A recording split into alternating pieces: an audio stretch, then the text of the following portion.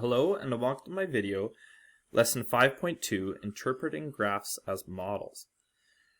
So we're modeling different situations and we need to be able to interpret graphs from those situations. And this would be a very common type of multiple choice question where you're given a graph and you're asked to tell some piece of information about it. It's kind of like a reading comprehension for math. So let's take a look here at those. There are two different types of questions that can be asked from graphs.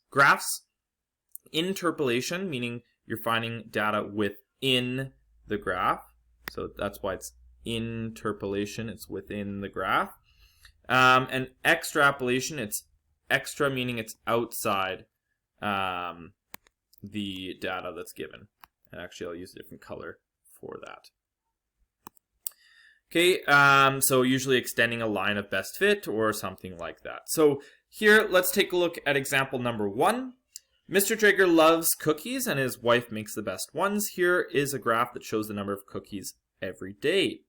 So you can tell there at the beginning there are about 24 cookies.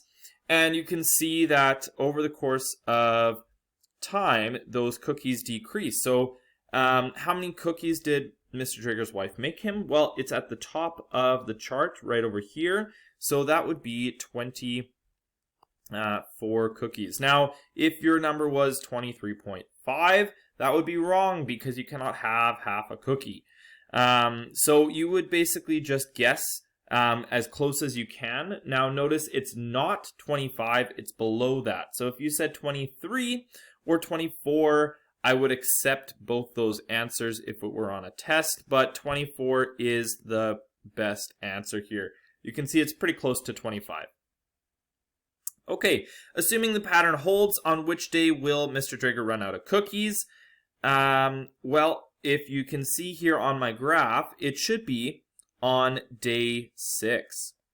So on day 6, Mr. Draeger will have 0 cookies. So at the beginning, and that is within the data given, as well as at the end, which is outside the data given. So it's always going to, if it's extrapolation, you always kind of have to assume that the pattern will hold true. Okay, let's continue on here. Example number 2, Mr. Draeger ate too many cookies and now has to go on a diet. He wants to lower his weight. Here's a graph with the results. Now, I apologize that my graph looks kind of funny here in the middle, but it works all right.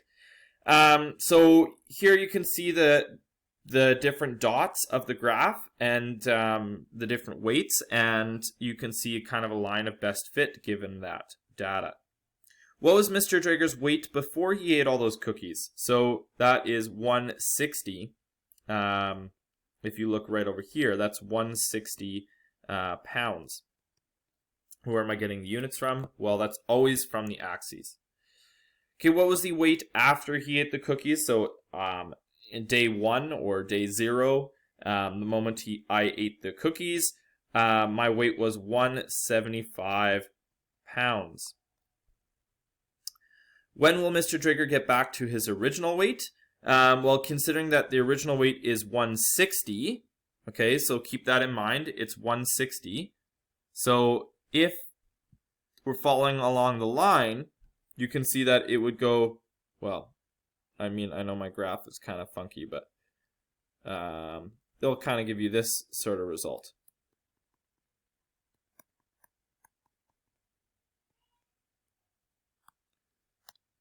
Okay, and so since it gets till about there, it's going to happen on about day 21. All right. Okay, and I know a lot of you may have chosen 28, but that is not correct because I wanted to get back to the original weight. All right, I highly recommend you try this one out yourself. Here are a bunch of questions, and here's a graph.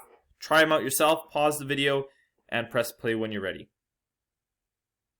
All right, here's a graph of Mr. Draeger's drive from school back to home, and this is about accurate, so with traffic and everything on a bad day. But here it is.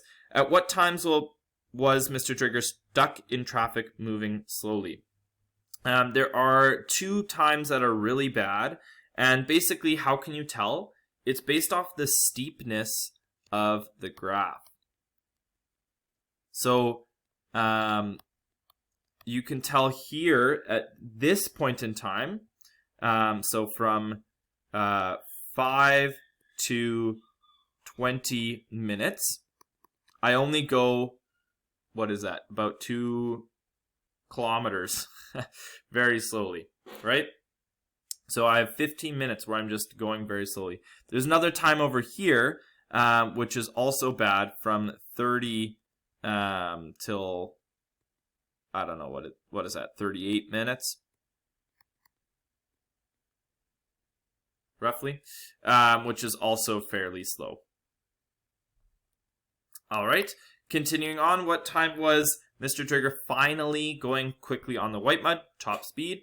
Well, there are 2 different times that are fast, right? But always check the wording of the question. The question had the word finally.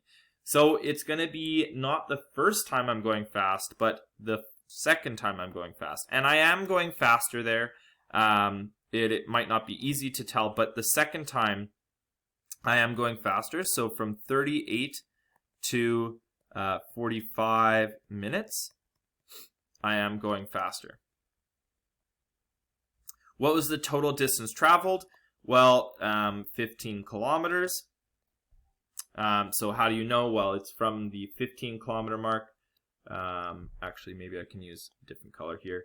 It's from the 15 kilometer mark all the way to the 0 kilometer mark. So the question is, how much distance have I gone?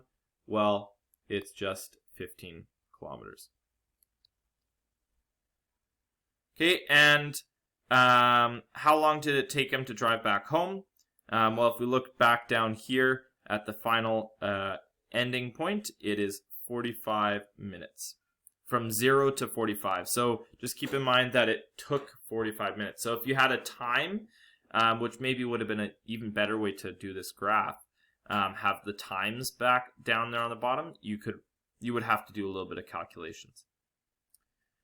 But yeah, that is the basics of how to interpret graphs as models. I hope this video helped, and good luck!